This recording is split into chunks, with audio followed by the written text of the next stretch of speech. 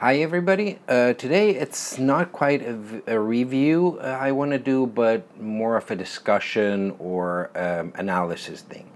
I got a question on one of my videos regarding the autofocus quality of the RX 100. That's actually the one I'm recording this with, so I cannot show it to you.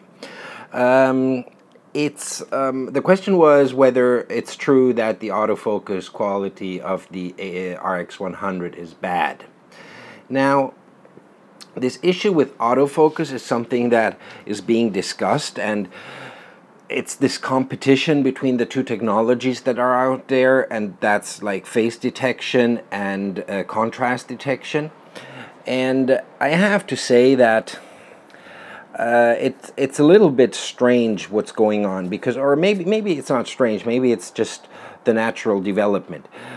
Both of these technologies seem to have advantages and disadvantages.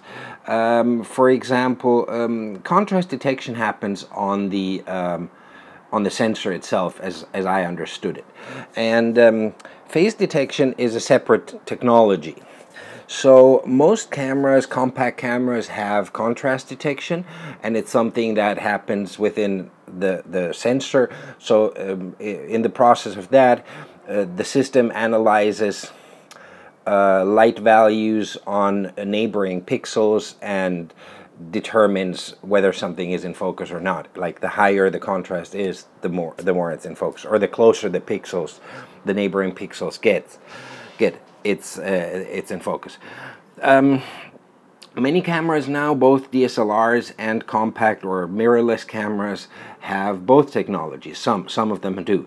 For example, when I bought the Sony A7R, there was the option to get the A7, and the A7 has both technologies. So do many others. On the other hand, many DSLR manufacturers are implementing contrast detection within their sensors.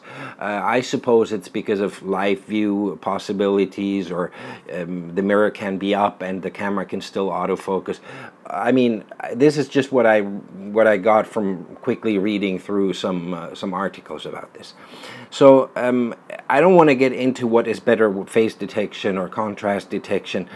Obviously, I think that both technologies have limitations when it comes to low light, because low light, even for yourself, and I see it when I use manual focus cameras, the lower the light gets, the harder it gets to focus, because just, you base yourself on patterns or on shapes, and it's just hard to determine a shape or a pattern if there's no light.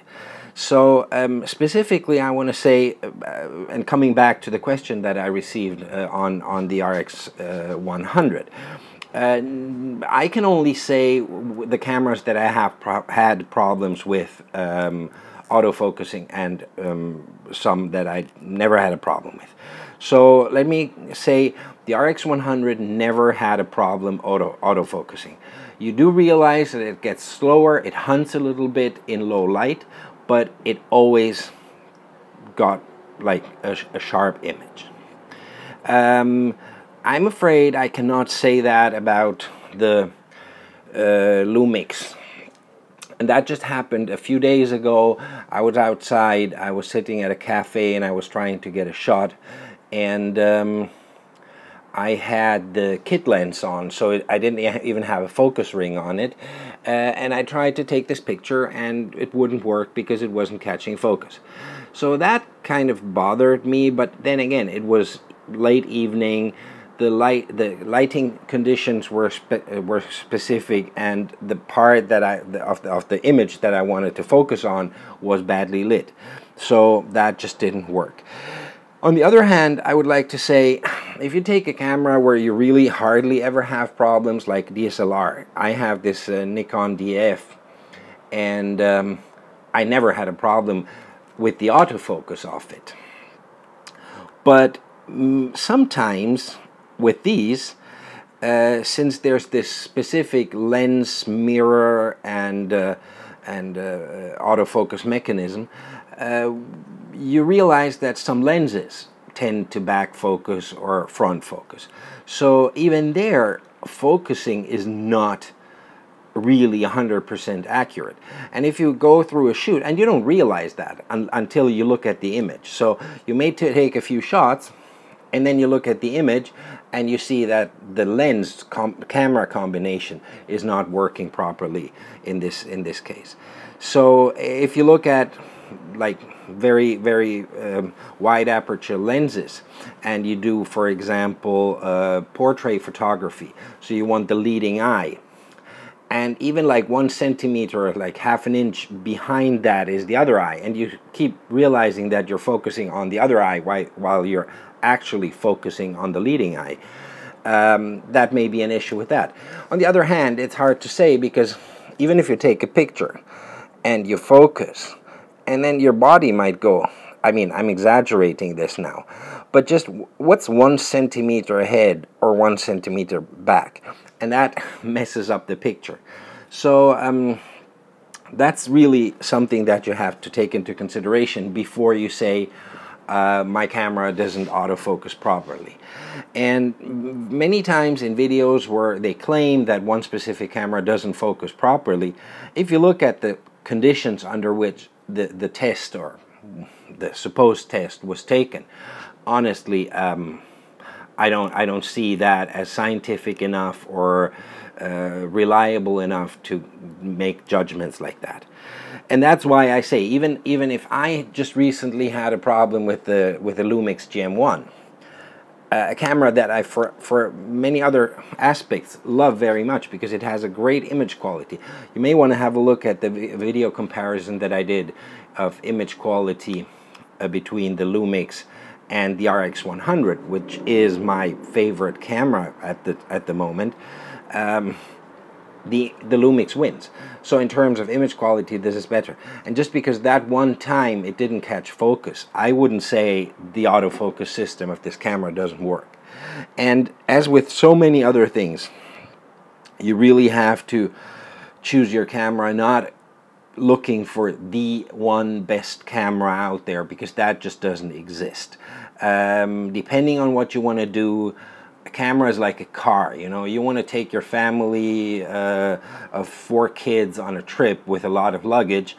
A Ferrari, which is definitely a good car, will not do the job. You know, so you may want to go to a minivan, which on the other hand, if you want to race on a track, is not the ideal solution.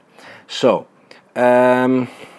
summing it up, all the cameras that I have decently working autofocus systems. Some of them are faster because they're built in a way or for a purpose that requires faster autofocus. For example, the A7R I have with the only contrast detect autofocus system is definitely not the fastest focusing camera. But if you use it for landscape or for portrait, for posed portraits, it's perfect because you have time. And besides, one more thing that I would like to add, then I leave you to your own considerations.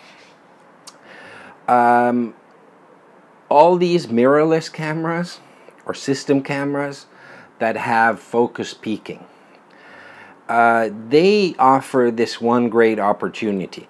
You, for example, in portraits, you focus on the person, on the face.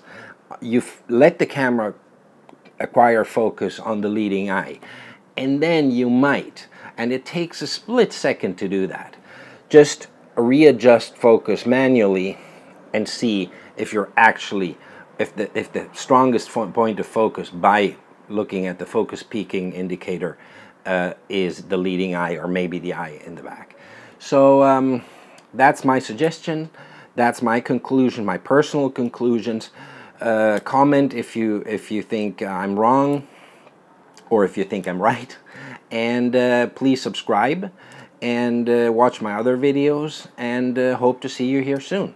Thank you very much. Bye bye.